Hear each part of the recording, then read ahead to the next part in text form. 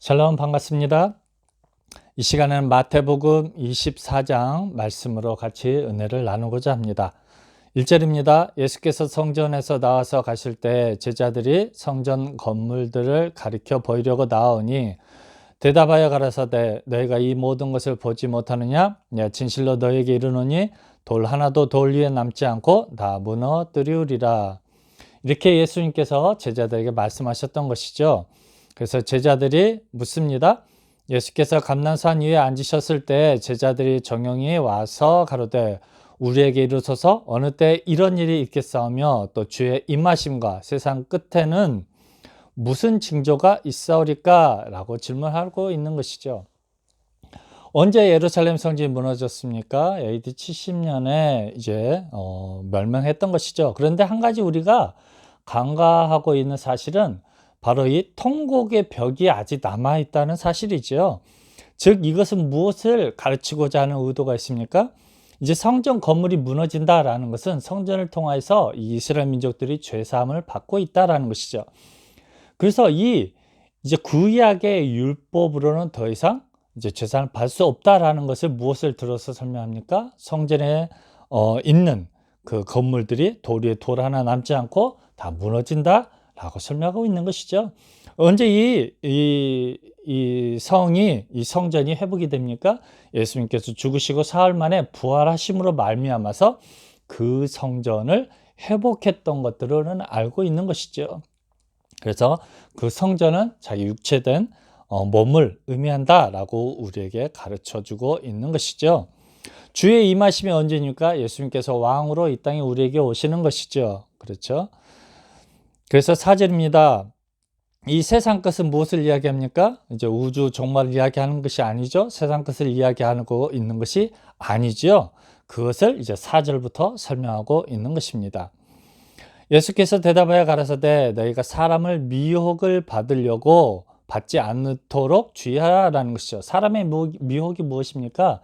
그 시대 종교 지도자들의 가르침인 것이죠. 그들이 잘못된 해석으로 예수님의 제자들을 또 이스라엘 민족들을 미혹하고 있는 것이죠. 그것을 다르게 어떻게 표현하고 있습니까? 강도가 이제 미혹한다. 강도가 이제 뺏어간다라고 노략질한다라고 표현하고 있는 것이죠. 많은 사람이 내 이름으로 와서 이르되 나는 그리스도라 하여 많은 사람을 미혹해 하리라. 난리와 난리 소문을 듣겠으나 너희는 삼가 두려워 말라. 이런 일이 있어야 돼. 끝은 아직 아니니라 라는 것이죠. 그렇죠? 언제 성전이 무너집니까? 언제 예수님께서 왕으로 임하십니까? 그것은 바로 성령 하나님께서 임재하실 때에 바로 이 성전의 무너짐과 똑같다라는 것이죠. 예수님께서 우리에게 오심이 무엇입니까? 왕으로 오심과 동일하다라는 것이죠. 그때가 무엇입니까? 이 종교 지도자들의 거짓된 가르침의 끝이죠. 바로 성전이 무너지는 것과 동일하다 할 것입니다. 이 난리와 난리가 무엇입니까? 예수님을 믿고 따르는 자들의 세력을 뭐라고 합니까? 나라라고 하는 것이죠. 그래서 예수님께서도 이 땅에 오셨을 때 이 나라가 임하였다라고 표현하고 있는 것이죠. 왜요? 예수님을 따르는 그 민족을, 그 사람들을 나라로 표현하고 있는 것이죠. 그래서 민족이 민족을, 나라가 나라를 대적하여 일어나겠고 첫째 기근과 지진이 있으리니. 그렇죠? 누구에게 대한 기근과 지진입니까? 기근은 무엇입니까? 먹을 게 없어서 굶주리지요. 지진이 무엇입니까? 그들의 생활 터전이 무너지는 것이죠. 즉 이것은 무엇입니까? 예수님으로 말미암은 생명의 양식이 없어지는 것이죠. 그것을 뭘로 표현합니까? 기근이죠. 지진이 무엇입니까? 그들의 이제 영원한 생명을 얻을 수 있는, 율법으로 말미암아 죄사함을 받을 수 있는 그 터전인 성전이 무너지는 것이죠. 그들의 삶의 터전이 무너진다라는 것이죠. 생명을 얻는 유일한 그런 성전이 무너진다라는 것이죠. 이 모든 것이 재난의 시작이다라는 것이죠. 이 재난의 시작은 무엇에 대한 재난의 시작입니까? 이 유대 종교를 믿고 따르는, 거짓된 교사들을 믿고 따르는 그 세력들, 그 나라들의 재난의 시작이죠. 즉 결단코 죄사함을 받을 수 없는 그런 것을 뭐로 표현합니까? 재난이라고 표현하고 있는 것이죠. 그때 사람들이 너희를 환난에 넘겨 주겠으며 너희를 죽이리니 너희가 내 이름을 위하여 모든 민족에게 미움을 받으리라. 그렇죠? 언제 미움을 받습니까? 이제 성령이 임한 이후에 이제 본격적으로 이제 실현이 임하는 것이죠. 그 구체적인 예가 누구입니까? 바로 사도 바울인 것이죠. 사도 바울이 이제 전 세계를 돌아다니면서 예수 믿고 따르는 자들을 핍박하고 그들을 이제 포박해서 이제 감옥에 가두는 그 일들을 했다라는 것이죠. 그래서 어떻게 표현합니까? 모든 민족에게 미움을 받는다라고 이야기하고 있는 것이죠. 10절이요. 그때 많은 사람이 시험에 빠져 서로 잡아주고 서로 미워하겠으며. 그렇죠? 예수를 믿는 자들을 막 잡아서 핍박하고 감옥에 가두고 뭐 색출하고 서로 고발하고 해서 이제 미워하게 된다는 것이죠. 그렇죠? 거짓 선지자가 많이 일어나 많은 사람을 미혹하게 하겠으며, 그리고 거짓 선지자를 누구로 가르쳤습니까? 참된 복음을 가르치지 않는 자들, 유대인과 서기관들, 종교 지도자들을 뭐로 표현했습니까? 거짓 선지자로 표현한 것들을 우리는 잘 알고 있습니다.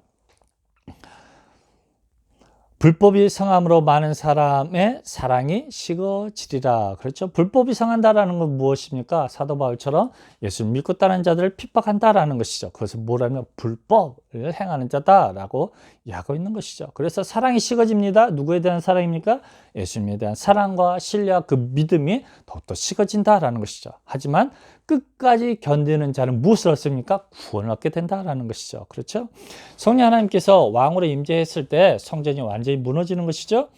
그랬을 때 아주 많은 핍박과 환란이 있다 할지라도 그것을 무엇입니까? 끝까지 견디는 자는 무엇을 얻게 된다라는 것입니까? 생명을 얻게 된다라는 것이죠. 그래서 이 천국 복음이 모든 민족에게 증거되기 위하여 온 세상에 전파되리니 그제야 끝이 오리라라는 것이죠. 여러분, 이게 무엇입니까? 즉, 이 제자들이 묻는 그 질문에 대한 대답인 것이죠. 이 제자들의 묻는 질문은 무엇입니까?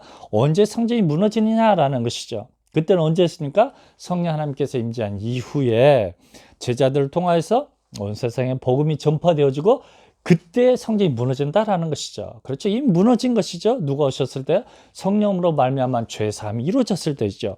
즉, 이제는 성전의 역할이 없어졌다는 것이죠. 성전의 무너짐은 예수 그리스도의 죽으심과 부활로 인해서 이루어진 것이죠. 이 성전은 예수님의 자기 몸을 의미하고 있기 때문이죠. 그래서 제자들의 그 질문에 대한 답이 무엇입니까? 이제 성령 하나님께서 이제 임재하심으로 인하여서 왕이 임재하셨고 그로 말미암아서 이제 복음이 전 세계에 증거되어지고 있다라는 것이죠. 15절이요. 그러므로 너희가 선지자 다니엘의 말한 바 멸망에 가증한 것이 거룩한 곳에 선 것을 보거든 있는 자는 깨달을진저. 그렇죠? 멸망에 가증한 것이 누구입니까? 거짓 종교 지도자들, 서기관과 바리새인들이죠. 이들은 정말 율법으로만 있을 때는 이들은 신실한 자였고요. 모든 사람들에게 칭찬 듣는 자였습니다. 하지만 그 율법의 완성이신 예수님이 오심으로 말미암아서 이제는 어떤 사람이 되어버렸습니까? 멸망에 가증한 것이 되어버렸던 것이죠. 그래서 거룩한 곳이 어디입니까? 성전인 것이죠. 그때 유대에 있는 자들은 산으로 도망할지어다 라는 것이죠. 지붕 위에 있는 자는 집 안에 물건을 가지러 내려가지 말며, 그렇죠? 이 집 안으로 내려가지 말라라는 것은 무엇입니까? 방에 있는 자 거기서 가지러 돌이키지 말라라는 것이죠. 그렇죠? 결국에는 이제 이런 어려움과 핍박이 다가왔을 때에 이제 어떻게 하라는 것입니까? 이제 돌이키지 말라라는 것이죠. 그것을 어떻게 표현합니까? 끝까지 견디는 자는 구원을 얻는다라는 것이죠. 왜요? 계속해서 이제 사도 바울과 같이 사도 바울이 이제 사울이 바울이 되기 전에 정말 가는 곳곳마다 핍박하고 감옥에 가두고 추례를 시키고 그들을 이렇게 죽음의 그런 두려움을 줄 때 어떻게 하라고요? 돌이키지 말라라는 것이죠. 그들의 기도처에서 떠나지 말라라는 것이죠. 그날에는 아이벤 자들과 젖먹이는 자들에게 화가 있으리니. 여러분, 성에 대한 그런 오해가 아닌 것이죠. 그런 것들은 여성에 대한 그런 평가절하 그런 내용을 이야기하는 것이지 아닌 것이죠. 오히려 더 아이벤 자들은 오히려 더 축복하고 오히려 더 대우를 해주며 오히려 더 그렇게 자리도 양보해 줄 정도로 대우를 해줘야 되는 것이죠. 하지만 이 날에는 아이벤 자들과 젖먹이는 자들의 화가 있다라는 것이죠. 이들은 누구입니까? 거짓 종교 지도자들이기 때문인 것이죠. 잘못된 것으로 양육하며 아이를 베고 있고 젖을 먹이고 있기 때문에 그들을 뭐로 표현합니까? 그들에게 화가 있다라고 설명하고 있는 것이죠. 너희의 도망하는 일이 겨울에나 안식일이 되지 않도록 기도하라는 것이죠. 그렇게 흔들리지 마라라는 것이죠. 이는 그때 큰 환란이 있겠습니다. 창세로부터 지금까지 이런 큰 환란이 없었고 후에도 없으리라는 것이죠. 지금 무엇입니까? 전쟁, 우리가 알고 있는 상식적인 전쟁이나 기근이나 지진이 아니다라는 것이죠. 왜냐하면 그 창세로부터 이런 환란이나 핍박이 없었기 때문인 것이죠. 왜 그렇습니까? 이제는 예수 그리스도로 말미암은 성령으로 말미암은 죄사함이 이루어지고 있기 때문인 것이죠. 그래서 이 종교 지도자들과 이 거짓 선지자들의 잘못된 미혹에 빠진 자들 뭐로 표현합니까? 요한계시록에서는 사단의 회다라고 표현하고 있는 것이죠. 그래서 그런 환란이 없겠다라는 것이죠. 그날을 감하지 아니할 것이며 모든 육체가 구원을 얻지 못할 것이나 그러나 택하신 자들을 위하여 그 날들을 감하시리라. 그렇죠. 이 예수님께서 십자가 죽으시고 사흘 만에 부활하셔서 성령으로 그들에게 임재하지 않았더라면, 그런 성령 하나님께서 주시는 그 힘과 권능과 그 능력을 주지 않았더라면 그들은 어떻게 됐을 것입니까? 모든 육체가 구원을 얻지 못한다라는 것이죠. 왜요? 이제는 성전이 무너졌기 때문이죠. 이제는 성령으로 역사하시는 예수님으로 말미암은 죄사함이 시작됐기 때문인 것이죠. 그래서 이 유대 종교 지도자들에게는 그때가 언제입니까? 세상 끝날이 되어버리고 마는 것이죠. 그들의 신앙으로는 이런 죄사함을 받을 수 없기 때문인 것이죠. 그래서 택하신 자들을 위하여 그날을 감하신다라는 것이죠. 그때 사람이 너희에게 말하되 보라 그리스도가 여기 있다 혹 저기 있다 해도 믿지 말라라는 것이죠. 왜요? 이제는 그 성령으로 말미암은 그 죄사함이 없기 때문인 것이죠. 이 종교 지도자들이, 이 거짓된 교사들이 아직도 율법을 들어서 메시아를 가르치고 있기 때문에 이 율법의 메시아가 아직 오지 않았다라고 거짓된 것들을 가르치고 있다라는 것이죠. 그래서 여기 있다 혹 저기 있다 해도 믿지 말라는 것이죠. 왜냐하면 이제는 이 예수님께서, 구약에 있는 이 예수님께서 성령으로 말미암아서 그들 가운데 정확하게 임재하셨기 때문에 이제 그런 미혹에 흔들리지 말라라는 것이죠. 거짓 그리스도들과 거짓 선지자들이 일어나 큰 표적과 기사를 보여 할 수만 있으면 택하신 자들도 미혹하게 하리라 라는 것이죠. 이 택하신 자들이 누구입니까? 예수를 믿고 따르는 자, 죽음까지도 불사하면서 믿고 따랐던 자들이기 때문에 택함을 받은 자라고 한다는 것이죠. 그들은 반석 위에 세워진 믿음이기 때문에 결단코 흔들림이 없다라는 것이죠. 이 시대도 동일합니다. 우리들의 믿음이 흔들리고 있다면, 그렇죠? 아직도 우리들의 믿음이 연약하여 흔들리고 있다면 우리는 한 번쯤은 의문을 해봐야 됩니다. 의심이 아니죠. 예수님에 대한, 하나님의 말씀에 대한 의심이 아니라 나의 신앙이 지금 온전히 서 있는가 의문을 던져봐야 된다라는 것이죠. 번개가 동편에서 나서 선편까지 번쩍임 같이 인자의 임함도 그러하리라. 왜 그렇습니까? 번개가 치는 것은 순간이다라는 것이죠. 성령 하나님께서 임재하는 것도 순간이다라는 것이죠. 왜 순간이 됩니까? 오히려 마가의 다락방에 성령 하나님께서 그들에게 보여주시죠. 정말 예수님의 말씀 믿고 따르는 자들에게는 성령의 임재함이 그들 눈에 보였던 것처럼 확신으로 다가왔던 것이죠. 그렇기 때문에, 하지만 예수를 믿고 따르지 않았던 거짓된 종교 지도자들의 그런 가르침에 따랐던 사람들에게는 뭐처럼 임재하셔 버렸습니까? 번개처럼 임재하셨던 것이죠. 누가요? 성령 하나님께서 임재하셨다라는 것이죠. 죽음이 있는 곳에는 독수들이 모일지니라. 그날 환란 후에 즉시 해가 어두워지며 달이 빛을 내지 아니하며 별들이 하늘에서 떨어지며 하늘의 권능들이 흔들리리라. 그렇죠. 결국 무엇입니까? 이 환란의 시기에 하나님을 믿고 예수를 믿고 따랐던 그 사람들이 어떻게 된다는 것이요. 심판을 많은 핍박과 환란을 받게 된다라는 것이죠. 그렇죠. 그때 인자의 징조가 하늘에서 보이겠고, 그렇죠.